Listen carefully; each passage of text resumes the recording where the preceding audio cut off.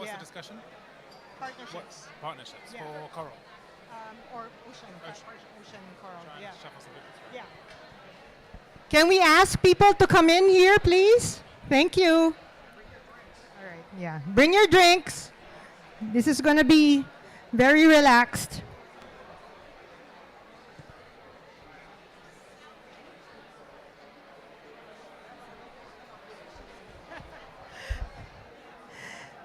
All right. Yeah. We shall. We'll start and then. Oh yeah, Mayor Te. Is probably okay. Thank you. All right. Okay. So a lot of you were here in the earlier discussion today. Thank you for that. So think of this as an extension of that conversation. And as we heard, there are really a lot of problems facing our coral reefs and our ocean ecosystems. And we know that it's going to take a lot more than what we used to do in the past. We're really going to have to learn to work together. We're really going to have to pool our resources together in order to achieve things. In the case of Fish Forever and the work that we're doing, we have, I think the partnerships that really make a difference for us are the kinds of partnerships we have with local governments and like the ones we have with Mayor Te. And it's really about recognizing that these are the agencies that are closest to the communities on the ground, and they're the ones that really understand the research and are going to have to be there for them in the future. So that we have to work alongside them and provide technical assistance and coach and mentor their staff.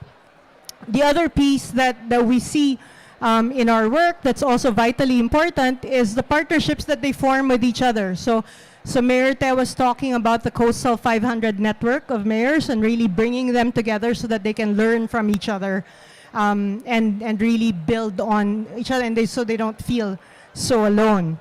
So today we have a good group of folks with us here today to talk about the many different kinds of partnerships that we have in the ocean space. We have Andrew Plitt, USAID Acting Assistant Administrator for the Middle East. We have Dr. Emily Darling, from the Director of Coral Reef Conservation at WCS. Sam Tyker, Chief Reef Officer at Coral Vita. And then when we find her, Mayor Mary Jean Te from Libertad in Antique. Okay, so let's start. So now it's 2022. The ocean is warming, corals are bleaching, storms are becoming more unpredictable, and climate migration is happening before our eyes. To meet the scale of the problem, we realize we cannot do it alone. So to the whole panel, maybe let's start with this question. You've all experienced partnerships in very different forms and very different perspectives. From your work so far, how varied have the partnerships that you've encountered? How varied have the partnerships been? And what works well or what doesn't work so well? Start with that. All right. Thanks, Rocky. Hi. From USAID's perspective, and I guess from that respect, the United States, in terms of what we're doing in the country, in countries around the world in which we're working, of course, we're trying to focus on climate change, and it's no revelation that those of you here tonight it's still worth underscoring the coastal ecosystems in which we're trying to address, and we're trying to address through multi-stakeholder partnerships. So today, if you were checking your Twitter feeds, our administrator, Samantha Powers, she put something out on the Red Sea Initiative that USAID has just launched this past week here at COP, which is bringing together local communities along the Red Sea coast, the government of Egypt, the U.S. government, and conservation organizations, the private sector, and other donors, so to kind of partner together to implement a shared vision on conserving the Red Sea coral reefs and the ecosystems around them to promote sustainable development along the coast. So we all benefit, of course, from this resource, and we must all work to preserve it. So anyway, I'll let others speak first. Emily? Thank you, Rocky. Thank you, everyone. Partnerships are obviously so critical to our work, with statistics and models suggesting that only 1 in 10 corals will survive on our current climate trajectory. There is no room for, angels on a pinhead. There is no, there's so much opportunity to work together, to recognize right away that it's not a zero-sum game, that, by working together we can achieve so much more. In terms of how varied our partnerships are, I think that's critical because we know that conservation and environment, as we've been doing it, is not working. And there's an urgent need to mainstream conservation into new sectors, whether that's the health ministries, food ministries, climate ministries, and especially finance ministries. One of the new partnerships for us at WCS over the last year has been the blended finance vehicle, the Global Fund for Coral Reefs. And this is a really exciting initiative in terms of asking the question, how can blended finance improve the outlook for coral reefs? And that is a question that needs to be, monitored and measured as we go along, looking at both social, financial, and environmental outcomes. But it's those kind of partnerships that really move the needle and that are really going to bring the scale of finance and effort and resources to the scale of the problem.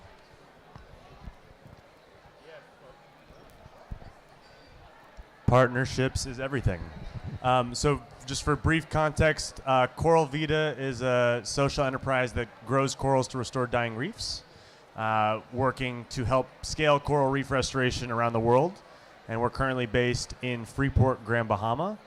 As from a scientific perspective, the methods that we're using to grow corals up to 50 times faster, which is months instead of decades, and strengthen their resilience to climate change threats, those were pioneered by our original advisors and by scientific institutions around the world.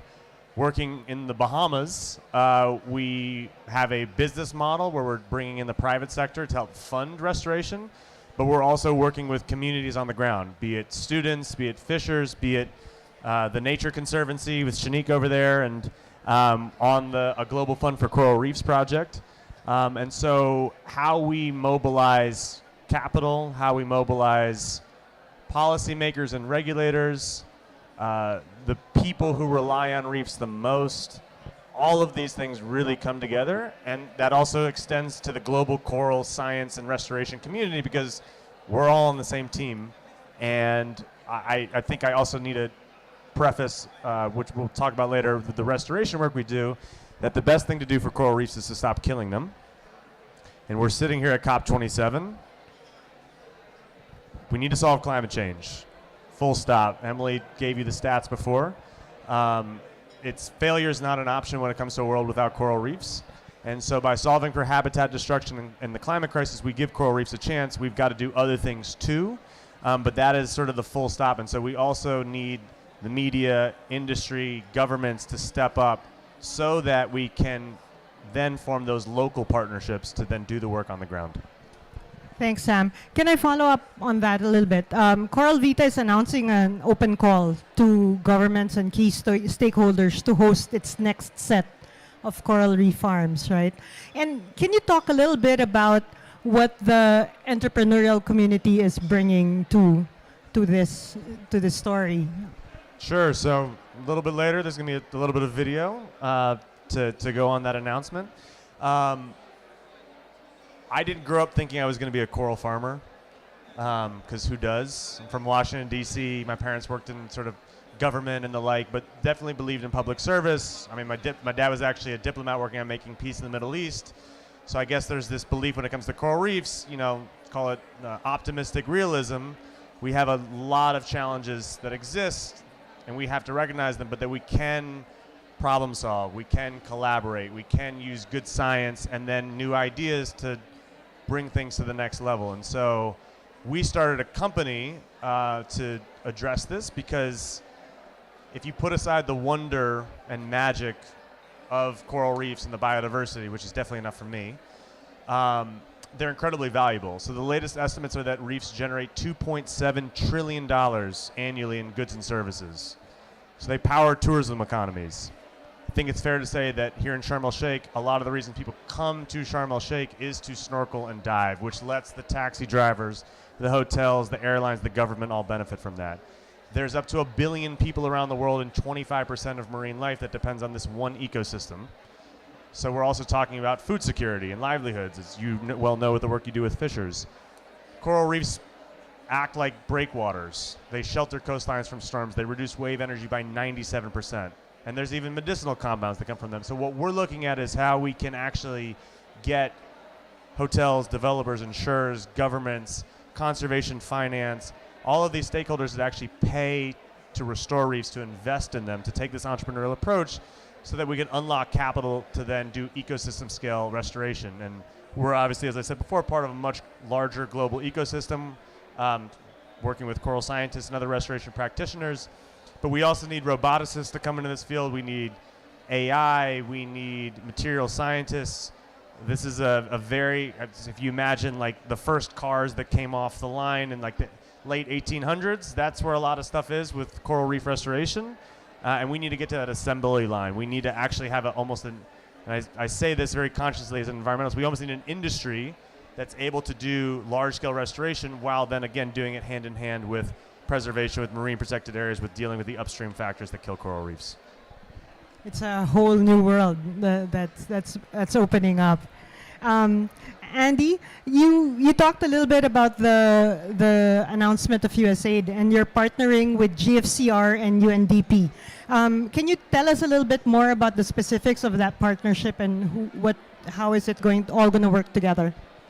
Yeah, I certainly am happy to, and it was interesting listening to Sam talk about what he just talked about, because it's trying to get at the same things he's talking about, bringing people together to try to address preserving the coral reefs and all the ecosystems surrounding it, as well as still allowing for sustainable development to enable livelihoods for people who live in the coastal areas.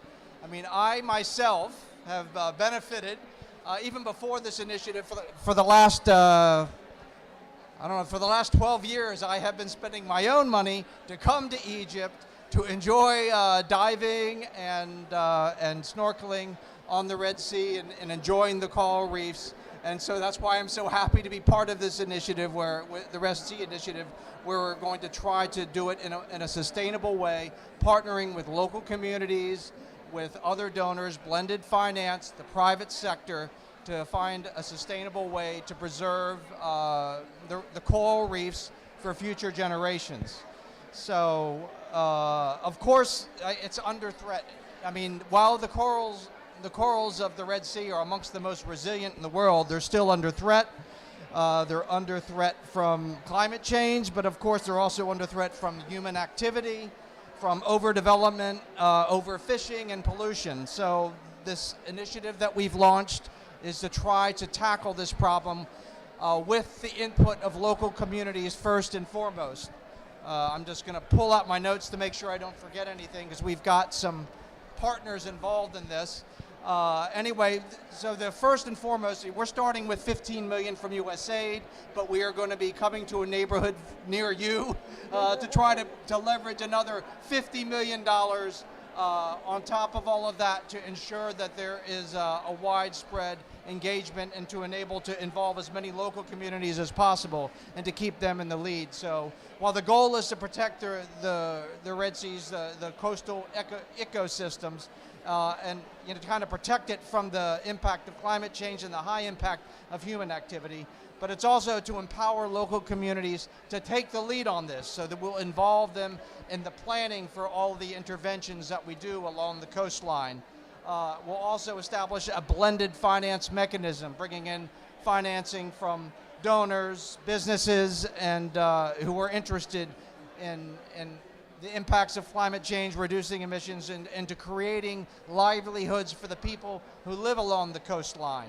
And also we'll first and foremost, attract private business and other donors to try to achieve at a minimum that $50 million that we're going to leverage. And we're going to do this in partnership with the government of Egypt, who has been very supportive. We've worked closely with the Ministry of the Environment, and of course, and some of our other big partners who are really going to lend a lot of credibility in their expertise in this area includes the United Nations Development Program, who's been working in this area, and of course the Global Fund for Coral Reefs. So So we're really happy to work with them and to involve them with the local communities in the lead here. And one organization that was truly instrumental in helping pull this together for us was HEPCA here in Egypt, your Hurghada Environmental Protection and Conservation Agency. They've helped drive us, they're leaders in Egypt on coral preservation. And with Dr. Mahmoud, I was able to get out and see what the real impact that they've been having on the ground already. We've been working with them for decades, so we're really happy to be able to bring a lot more resources to bear on the issue. Thanks, Andy. Thanks for the tip also. Befriend a coral reef scientist who can take you diving. That's always a good thing. Emily, WCS works closely with coastal communities and, as we've heard, is really calling on governments to support climate adaptation in coral communities. How can the organizations here today be better allies in partnering with communities for reef health? Absolutely. So as director of WCS's Coral Reef Program, I work closely with our partners in 16 countries around the world, from in the Caribbean into the Coral Triangle into the Pacific. In doing these efforts, not only in implementing conservation, but also monitoring the outcomes of it, we've really thought about what are the connected social and ecological outcomes. And so we've launched one of the world's first social and ecological monitoring programs for coral reefs. One of the key findings from that work that's really critical to local communities is that every local community is different. Every local community has different needs, different values, different approaches to governance, different approaches to leadership. And in doing this global survey, that just came out crystal clear. So in terms of how partners here can better partner with communities, I would say meet people where they are. Meet communities where they are with what they want to accomplish. Engage in co-designing workshops to co-develop projects. Don't bring a project to a community. Ask a community what is their vision of the future. How do they want to achieve it? How do coral reefs play a role in that? Because we know that coral reefs are also going to be connected to the seagrass fisheries that fuel thriving coastal communities, to the mangroves that provide critical coastal protection. So I have been incredibly inspired by some of my work with Eleanor Sterling, now of the Hawaii Marine Lab, as well as Stacy Jupiter from WCS in the Pacific, on really sitting down at the table with communities and asking what is their vision of the future. Not just taking the SDGs and saying, here's what sustainability looks like for you. It's asking, how do the SDGs need to change to meet your needs? So meet communities where they are and go in knowing that there is going to be such a diversity of communities out there and what they need. But that's certainly more than enough for all of us, here to partner on and work together. And then, of course, sharing those lessons and sharing that success, just like what we're doing on this panel. And thank you very much for your moderation, Rocky. Thank you. Thanks, Emily. So we've seen really a lot of the recurring themes. It's really about meeting communities where they are, expanding the table to really bring in expertise from sectors that we didn't think we needed in the past, and really working with governments and harnessing finance as well, so that we can all harness each other's strengths and energy in order to achieve more together to meet the scale of the problem that we're facing. Before we close off, we'll show the Coral Vita video, and then we actually have a surprise number to kind of like kick us off for the rest of the festivities for the evening. So we'll share that video, and then I'll introduce our final guest. And real quick, actually, just before I press play on the video, since it was, I think, relevant not just to where we are, but we were just talking about, there's also conversations now happening about calling it Peace with Reefs, and basically how corals don't know borders, particularly here in the Red Sea, where it's incredibly resilient. And what happens in Egypt affects the corals of Saudi Arabia and Israel and Jordan down to Sudan and Eritrea. And so we had a conversation actually this morning with Dr. Hanafi from Egypt and scientists from Saudi Arabia and Israel about how we can at least start with non-government reef experts to figure out ways that we might be able to take care of these corals together because everyone depends on the health of the reef. So it's just one last thing I wanted to mention, and then we can press play.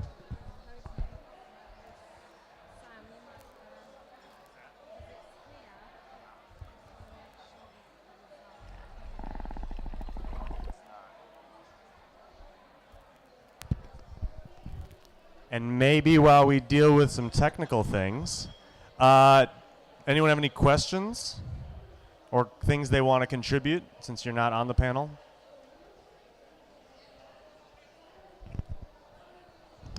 Yeah, was there a wireless?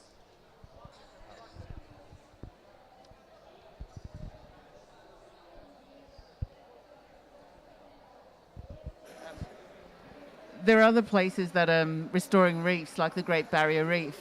How are you exchanging your learnings and how you're going about restoration and working with communities?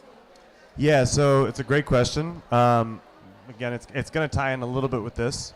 But a lot of the science we're using is open source. So microfragmenting is the method used to grow corals faster. It was pioneered by one of our original advisors, Dr. David Vaughan. And there are people in Australia, Hawaii, Saudi Arabia, Florida that are already using that. Same goes with the assisted evolution methods to help strengthen corals' resilience to climate change. The thing that we're doing that's different is we sort of use land-based coral farms, aquaculture facilities, to help with the scalability, the affordability, the diversity, the resiliency of the corals, and then putting this business model on top of it. And so whether it's done by us, whether it's local communities doing it themselves, it's partners, it's franchises. We need a world where every single country on Earth has large-scale land-based coral farms, and where there's an entire restoration economy that exists that invests in local communities, that protect these ecosystems, that are empowered by the ability to actually help these reefs survive and thrive. So it's very much a collaborative effort, and we have a lot to learn often from those communities. And so, as I said before, I'm from DC. In the Bahamas, more than half of our staff right now is Bahamian, and that number will continue to grow. And we use the farm as a coral production facility and a tourism site, but also as an education center and a workforce development center for local members of the community. We partner with groups like Bahamas Protected Areas Fund here with Karen. We're hosting a mangrove nursery that's led by the community to do mangrove restoration and is doing all sorts of training and stuff. We are working with TNC, as I said before, on this Global Fund for Coral Reefs project. So it's all about collaboration, particularly with the communities that are on the front lines. Anybody else? I don't have too many jokes. I don't know if I have any coral jokes. You got any?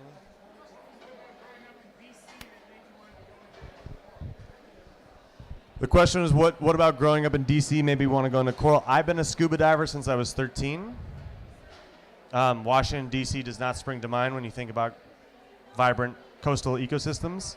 But I ultimately studied climate change in college and grad school. I was actually working on things more from the policy and the NGO perspective. So I lived in the country of Mauritius.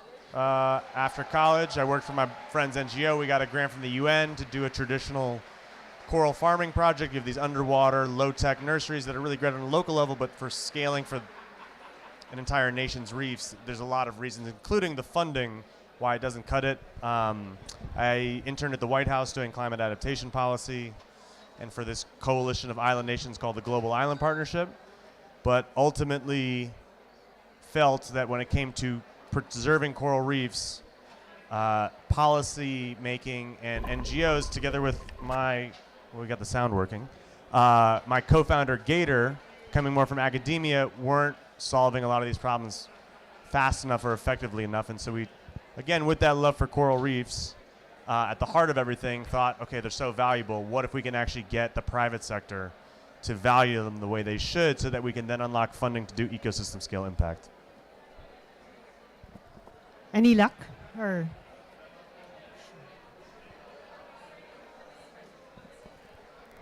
while we're waiting, thank you again to our panelists, Andy, Emily, and Sam. Thank you for joining us today. And Anybody else? yeah, okay. So while we're waiting for the video to get going, we're going, you can't do coral reef jokes, Sam. We're going to have a coral reef rap instead. Yes, I will be back. Right. Okay. Someone more So, entertaining than me is about to come up. all right. Our surprise number for today is we have somebody very. Oh, wait. Sorry.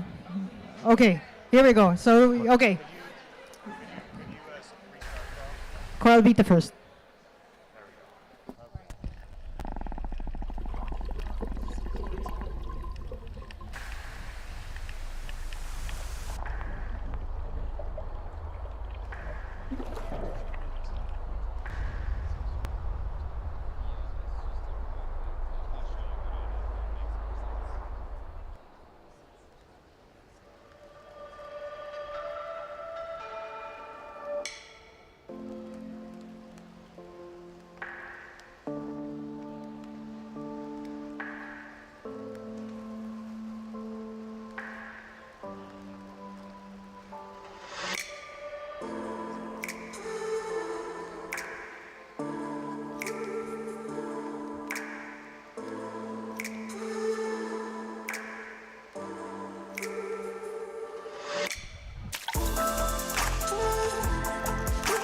Coral Vita's mission is to preserve our world's coral reefs for future generations. We're a reef restoration company that develops high-tech, land-based coral farms where we can implement cutting-edge scientific techniques to grow corals at scale, and we're accelerating growth rates. And sometimes you need to have that big vision in order to achieve the goals that are needed to really make a difference. That's what we're doing with Coral Vita.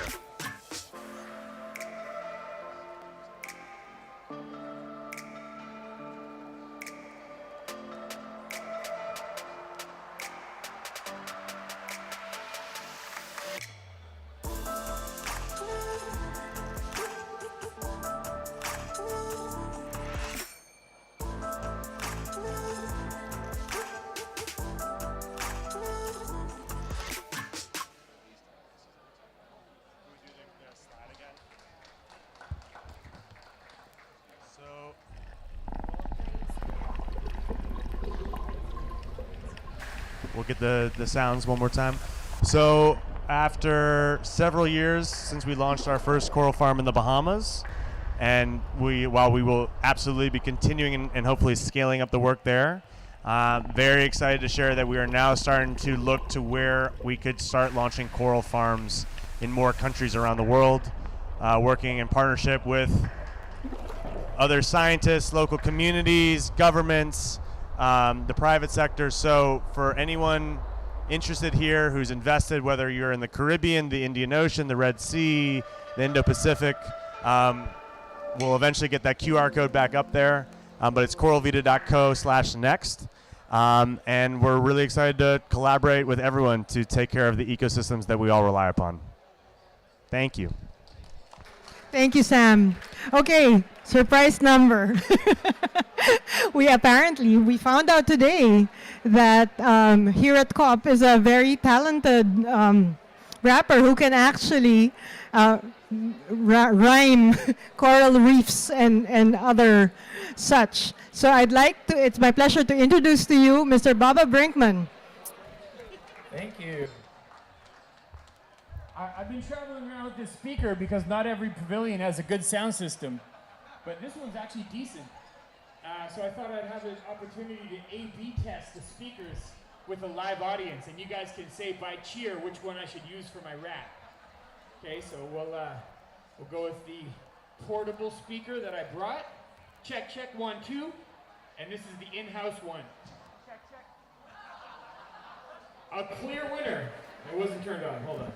Check, check, 1, 2. Check, check, 1, 2. Oh, that's better, isn't it? Yeah, okay, so the beat's going to come from there, and the vocals are going to come from here. I'm glad I did that. See? Science. All right, so before I do, I have a coral reef rap that I want to share that I literally wrote in the past hour at the behest of the organizers of this event. They said, give us an anthem, and so I put together an anthem. But before I do it, I think I'd like to just warm you up with some of my bog standard climate rap. This will be a rap summary of the AR5 report of the IPCC, including a lot of details which you may be familiar with. So let's try this out. And if anybody's having conversations, hopefully this is the Pied Piper moment and you come in here and see the show.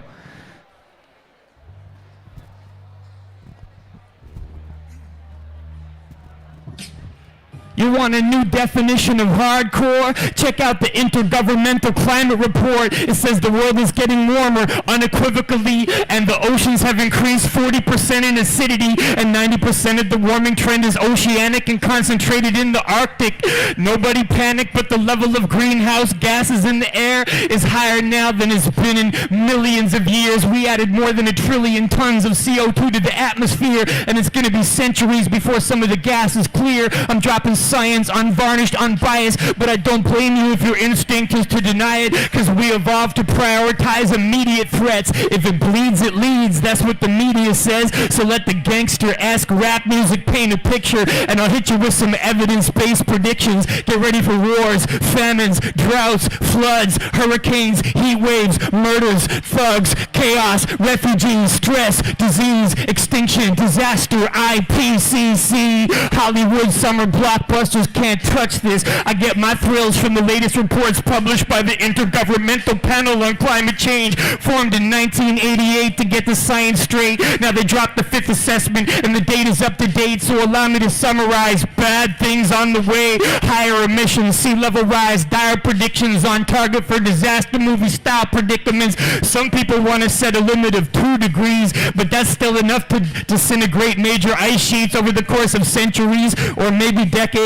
Yeah, some of the details are still up for debate. They fluctuate between certain disaster and likely disaster, slow and steady or higher and faster. Consensus, it's the lowest common denominator, which means it's probably going to be way worse than the wars, famines, droughts, floods, hurricanes, heat waves, murders, thugs, chaos, refugees, stress, disease, extinction, disaster, IPCC. So be afraid, be very afraid, but we're not, despite what the scenarios say, and the fact of talking about it is visible yawning and occasionally changing our behavior microscopically, and even those who get it tend to get it logically but not viscerally. So we're navigating myopically. The threat is existential. It's not environmental, and your individual response is inconsequential, because only coordination of our whole species is going to keep coastal cities from sinking below the deep seas. And when was the last time a solution included all of us? Geophysics is at the mercy of geopolitics. Climate change communicators, keep it positive. People need to feel like they still have options, and we do have options. Either we find a solution or we stick with the business as usual level pollution and get used to the wars, famines, droughts, floods, hurricanes, heat waves, murders, thugs, chaos, refugees, stress, disease, extinction, disaster, IPCC, wars, famines, droughts, floods, hurricanes, heat waves, murders, thugs, chaos, refugees, stress, disease. Those are the actual findings of the IPCC.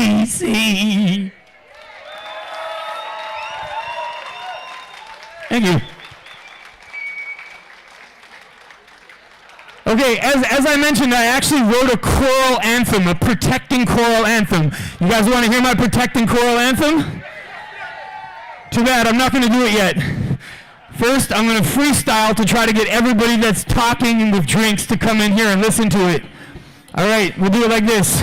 Yo, check it out. 1, 2. Hey, I'm gonna try to improvise with brilliance. Shout out to everyone at the Nature Pavilion. We gotta do this because it's smart and it's moral. Make some noise if you love that choral.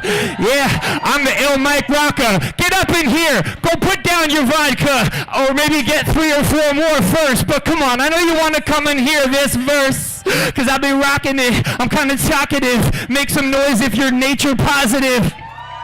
in the house right now. This is me just freaking out with the mad freestyle. Yeah, check it out. This is Heroes Freestyle, and they can't talk because I'm being too loud, which means they gotta come in here to see the show. That was the purpose of my freestyle flow. I mean, come on, I'm just straight up rocking this mic. I'm not interrupting panels. It's Saturday night, which means we can have fun. Put the cops down. This is how we just, pick up cups now. Cops and cups, we're all getting in our cups. This is freestyle. This is just the way I mix it up. Yeah, that's right. Freestyle is how I blended. I did it, y'all. Conversations ended. All right, now I will do my choral rap anthem. I worked very hard on it. Come on in and hear it if you guys are over there, because I'm only going to perform this once. If there's videos, you can share them, but I guarantee I will never perform this song again, because I wrote it in the last hour, and I don't even know if it makes sense. But they gave me the document, the policy document, and I tried to create a summary of it, so here we go. This is what I've been doing at the COP all week. I come to events, I write rap summaries of whatever they're about, sometimes very quickly, and I kick them for one audience once, and then I walk away and abandon them like an octopus after it lays its eggs, but it don't die. It's a little complicated. All right, here we go.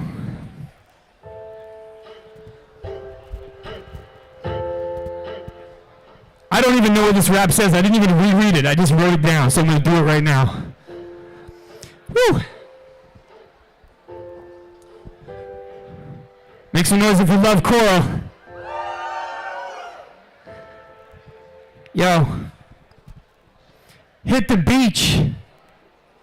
Hit the beach, get a snorkel by the seashore. Underwater, see the ecosystem that a coral reef supports. Coral, only 0.2% of the seafloor, providing 25% of marine species support. Coral is magnificent. Coral is significant. Support the International Coral Reef Initiative, ICR. Restore and develop it so that our kids can swim in rainbow coral colors yet again. Try me. I saw corals first in Hawaii. I was a kid in a candy store with a snorkel, eyes shiny, unbelievable colors reaching each to each. Imagine my devastation when I saw some coral bleached.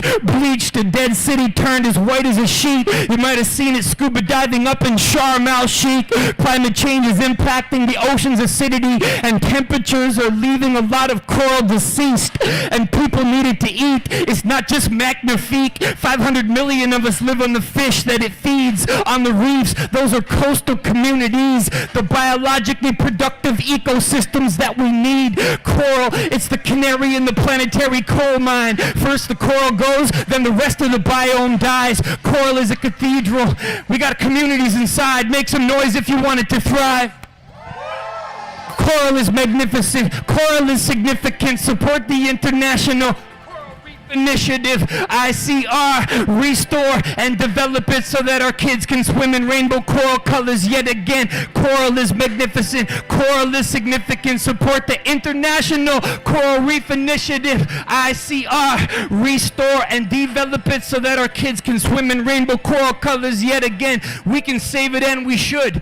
That's my position. Coral provides life and significant side benefits like tourism dollars, so people can go diving in it. Plus, we get so many different kinds of creatures thriving in it. Octopuses hiding in it, camouflage masters, alien life forms sometimes do get contacted, and coral is a microscopic beehive scene, a collective community, so let each do for each. The nurseries of the seas where the fish, crabs, and clams seek the spawning grounds. Those are their TikTok dances, and all of it provided by a microscopic invertebrate. I know you've never seen it, but you've probably heard of it, but there it is, thriving in diverse areas, but also sensitive to some pathogenic bacteria, which means that when we pollute or change the balance of the seas, it gets deceased. But it can also teach that each of us build a piece.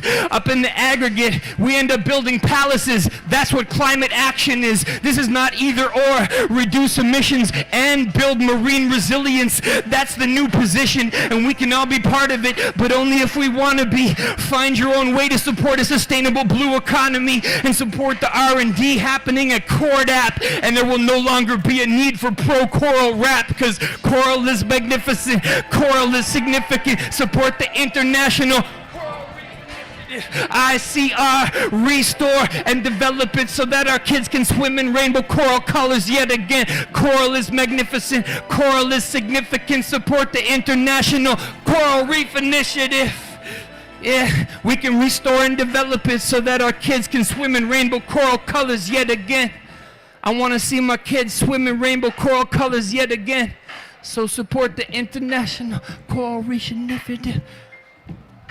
Support the International. Support the International. Support the International Coral Reef Initiative. I bet when they made that name, they didn't know they were writing some call and response songs, did they? Thank you guys very much. All right, that's all I prepared. My name is Bubba Brinkman. Check me out. I'm on YouTube. I make a lot of climate rap videos. I'm at the COP. You guys have been a fabulous crowd. Let's get a drink. It's not over. Thank you.